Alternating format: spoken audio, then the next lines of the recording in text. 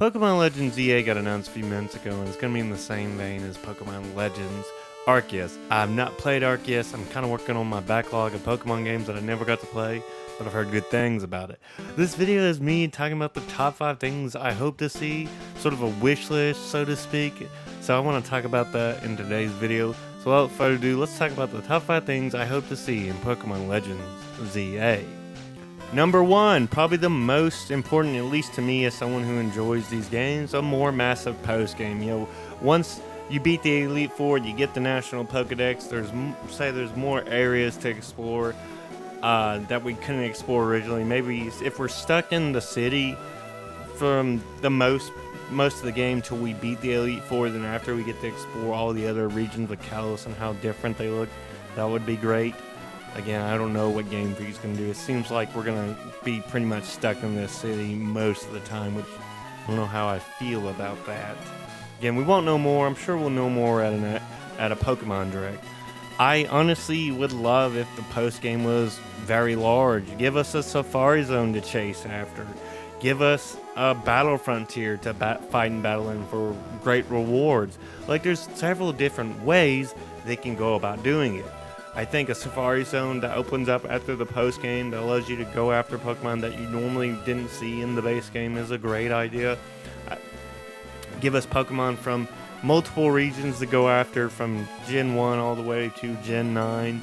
It would make a lot of fans happy. It very much coincides with the National Pokédex number 2, and it would make a lot of fans happy having this massive post game. I've not really done a lot with the post game, but I feel like the only thing post-game wise that the Gen 9 has is the tournament, and I just think that's kind of lackluster. Sure, we got the DLC, but even then it just feels very empty compared to previous generations, which is why I like Hard Gold, Soul Silver, Black and White too, because the content really goes heavy. And I hope to see that for Gen 10, Pokemon Legends EA. Imagine we get a Battle Frontier and we get to go against trainers from previous generations that are at the top of their game, like Cynthia and maybe Red and Blue. Like, there's, again, so much they could do. Give us that Safari Zone to chase hundreds of Mons for over several biomes. Like, I think that would be great. It would make a lot of fans happy, show that you still care about the older generations of fans. But again, as I said time and time again, Game Freak is going to be content with doing the bare minimum. And honestly, we should expect the bare minimum from Game Freak for Generation 10. Number 2 is a pretty big one for a lot of fans. Bring back the National Pokédex. It just seems like last few generations they've not done them with, I think, the minimum from like Sword and Shield in Legends Arceus, maybe 400. Scarlet before the DLC, Scarlet and Violet before the DLC is 400. I think in total there's about 800 Pokemon to capture now, because I think, if I'm not mistaken, there's 200 in each DLC. I don't know, I haven't really played that much Blueberry Academy, but that could be the case. So a decent sized number. It would be great if the base game had a National Pokédex and we didn't have to wait for DLC to add 300 or 400 more Pokemon. It's kind of insane that something that fans have asked for years just gets completely ignored, because Game Freak, as I've said before, is kind of content with doing the bare minimum. Like, it's like trying to get water out of a rock. It's just impossible to do so. And I think that's kind of crazy. Like, fans want a National Pokédex. It's something so satisfying about completing a National Pokédex. I completed National Pokédex on 3 of the 3DS games. It was it was Y, Sun, and Omega Ruby. And I felt like getting that Shining Charm was so rewarding, and the payoff was so fantastic. With Violet, I really didn't feel like that. I thought, oh, I've got the Shiny Charm. Guess it's time to Shiny Farm. But with the National Pokédex having 800 plus Pokemon, it feels like it's rewarding when you finally complete it. You don't necessarily have to add almost every Pokemon we've gotten for the past 9 generations. You can give certain Pokemon more evolutions. One that comes to mind is Lapras. Lapras has not had any evolutions since Gen 1. Wouldn't it be great with Gen 10 we get like a baby version of Lapras, and then we get, after Lapras, there's a 3rd evolution? Like, you can do things like that. You can also give more region variations of Pokemon to chase after. Like, there's so much they can do with the National Pokédex, but it's Game Freak, so expecting them to do even the bare minimum is asking way too much of them.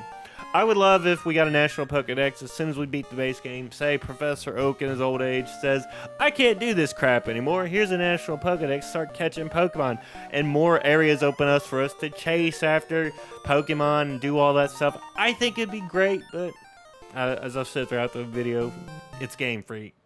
And we should really not be expecting the bare minimum. We should just expect the bare minimum from them. Number 3. Now, I know it's a kid's game, but I always love the older generation of villains. From Gen 1, Giovanni and Team Rocket wanting to take over the world, to Gen 3, Team Aqua wanting to flood the entire planet, Team Magma wanting to create more landmass, Team 4, Team Galactic wanting to rewrite reality in their own image, and then there's my favorite, Gen 5, personal favorite, Team Plasma, where they wanted to free every Pokemon from their chains, which, hold on, now that I think of it, that's not what bad guys think. I think Game Freak was cooking there. The one-time villains actually make sense. Again, I know it's a kid's game, but I love the cartoonish evilness of the older generations, and I'd honestly love if they took a Black and White 2 route with Team Flare. I'm about to butcher his name, so forgive me, gamers. Lysandre saw the error of his ways at the end of the game. Wouldn't it be great if there was 2 separate factions of Team Flare in Legend ZA, where one is following a reformed Lysandre? I'm saying that wrong, forgive me. Pronunciation is not my best piano forte. Wouldn't it be great if he thought about changing the world in honest, real, meaningful ways? What if he decided that he would go about bringing real change instead of destroying the entire planet? I think that would be great. See him as one helping the new hero, the new protagonist, and going about doing it an honest way. And then there's the other side of Team Flare, following one of the former commanding officers, give them their own name, their fleshed out backstory, and they're wanting to use the power of the legendary Pokemon to destroy the planet and start fresh. I think it would be a nice change of pace. It'd make the villains feel like villains again. Again, I know it's a kid's game, but I wasn't too big on Generation 9's villains. They got bullied, so they became the new bullies, and I'm not a fan of that. I liked it when the villains felt overtly evil and cartoonishly evil, and I'm hoping for this in Pokemon Legends ZA. Again, like I've said before, it's Game Freak, after all, so expecting anything on this list is just, I'm asking too much. Number 4, probably one of the biggest things for me is redesigns, refreshes of certain Pokemon, because I think one of the biggest points of controversies with Gen 9 was that they just ported designs of Pokemon from previous gens into Scarlet and Violet and really put no effort. I think it would be great if they did a bunch of redesigns for a lot of Pokemon instead of being lazy and porting old versions of designs of Pokemon into the next gen. It is the 10th generation after all, and it really, you really need to go all in. Not many franchises get a 10th generation of a game. Not every game's a Final Fantasy or a Resident Evil or a Fallout game, even though Fallout's only had really a few at the most.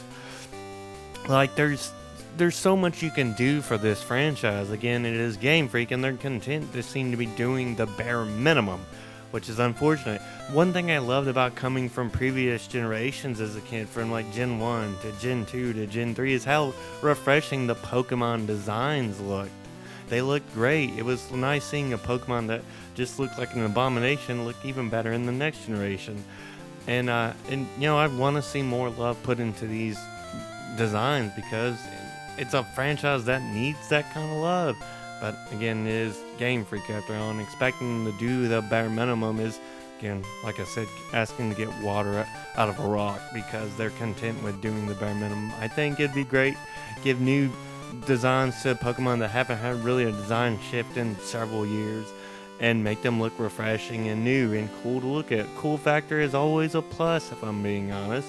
You kind of want to do as much as you can for an IP that's worth billions, but Like I said, it's Game Freak, and expecting them to do anything is asking too much. Number 5, obviously this one we know is coming back in some capacity or another, and that is of course Mega Evolutions. Your boy is super excited for Mega Evolutions. Not a big fan of the Terra powers. I'm not a big fan of Dynamaxing. Mega Evolutions were my favorite gimmick of Pokemon, because every Pokemon game has their own kind of gimmick in some way or another.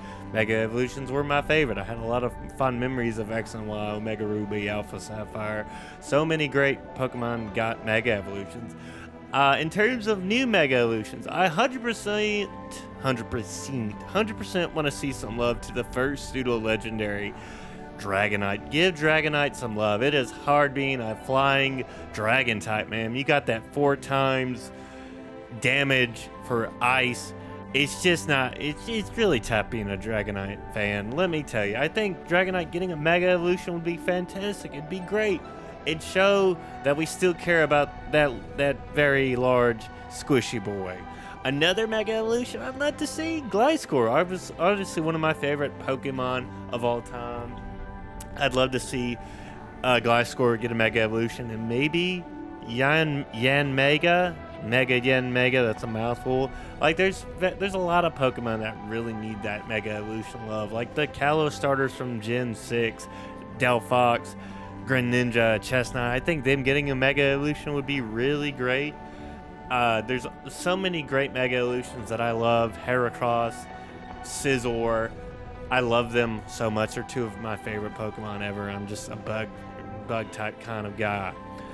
In terms of Mega Evolutions, I see other Pokemon getting other Mega Evolutions. 100% see Charizard and Mewtwo getting a 3rd or 4th Mega Evolution.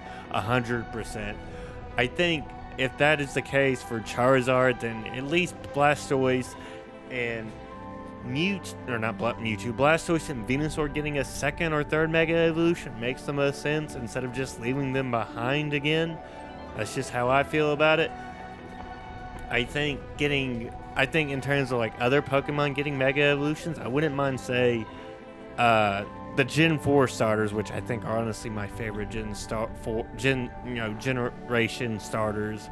So Empoleon, Infernape, and Torterra, I think they do really great with Mega Evolutions of their own.